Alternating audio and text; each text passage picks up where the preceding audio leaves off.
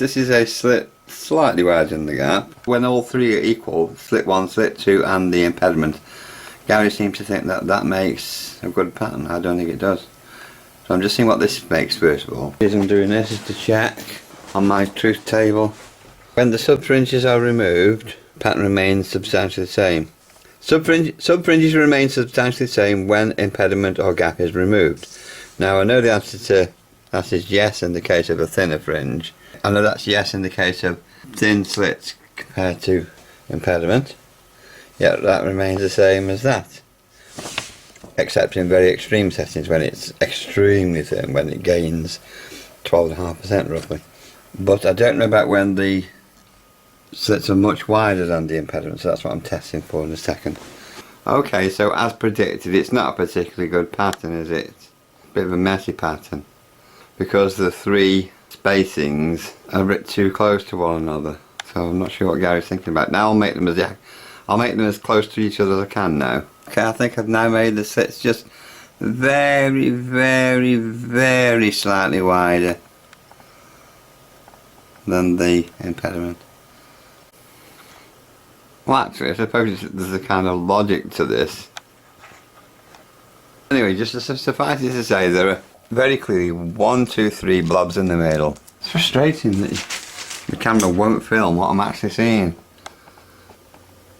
But anyway, so we have 3. The camera can't see it, but there's very clearly in the room 1, 2, 3.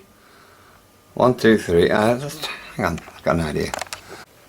Oh, that's a fair bit better, isn't it? I'm an idiot. I should have done that in the first place. So we have 3 in the middle. Yeah, 1.5 per side. Because 3 divided by 2 is 1.5. So that's why each fringe either side has 1.5 sub fringes per envelope fringe, which is a bad number to work with, really, isn't it? So they have 3 in the middle and 1.5 per all the others. That's when the impediment and the 2 slit widths are exactly the same. There's nearest damage. I'll film this while I'm adjusting it. I'll make the slits narrower so it's becoming more equal, then crossing over into being thinner than. This camera's a damn nuisance. Right, I'm adjusting now.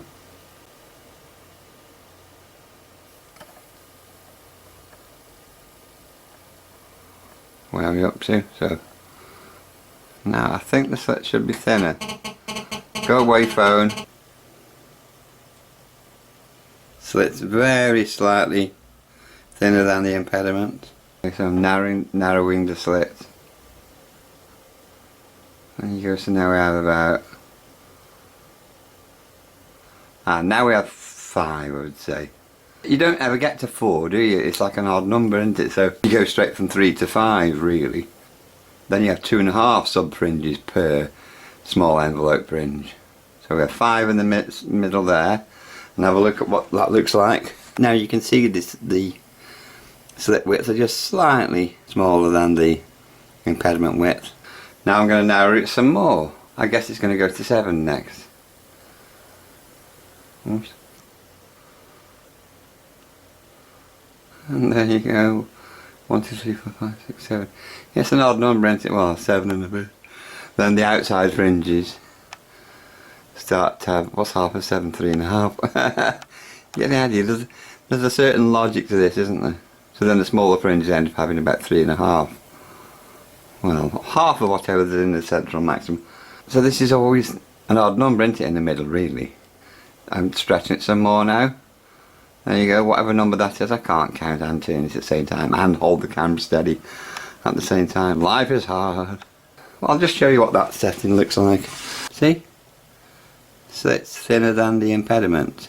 This is what makes good pattern, Gary, not slits equal to the impediment. So if I close it some more, I can get to 11 fringes.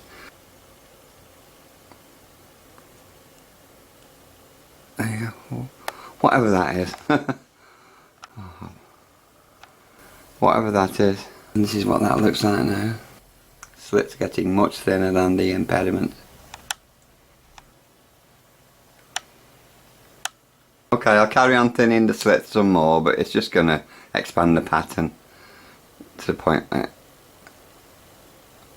well, you see what's happening, can't you? The So we're losing the side lobes, to give it a stupid technical sounding name that means fuck all, I suppose.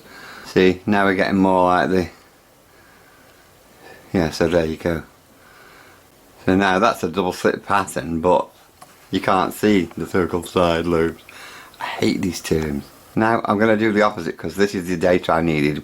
I wanted to see what happens when we have slits that are substantially wider than the impediment, in which case the pattern starts appearing in the impediment, right? You see?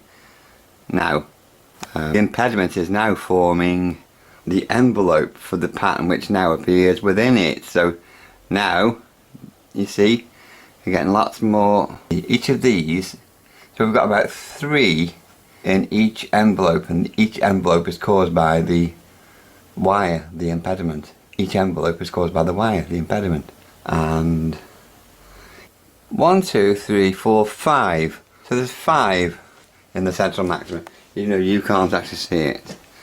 There's 5 in the central maximum, so that's 2.5 per side fringe. So let me show you that. So you see, that's where the slit widths are substantially bigger. So that's where the slit widths are substantially bigger than the impediment. But if I remove the impediment, as I've already proved, I'm not going to do it again. Yeah, so if I remove the impediment, we'd still get the same tiny fringes as are contained inside.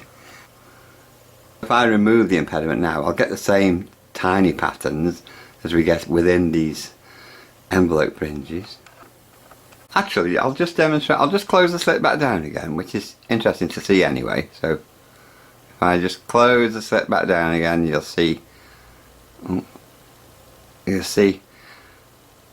we transition from mode 1 to mode 2, as I would call it. So 3, 4, 5 fringes in the central maxima, 7 I think. I'm just doing this on the fly. 8, 9, whatever. 10, 11, whatever. Now,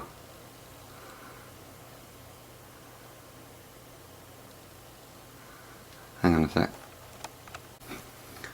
No, I've gone a bit too far there. Let's go back a bit. Let's try there. That's a good pattern to work with, isn't it? Okay. So now I'm going to remove the impediment, but I can't do it at the same time as filming, so I'll have to pause a minute. So I've removed the impediment, yeah, and that's what you get. I'll count those up later just to double check, using the tape measure as a reference.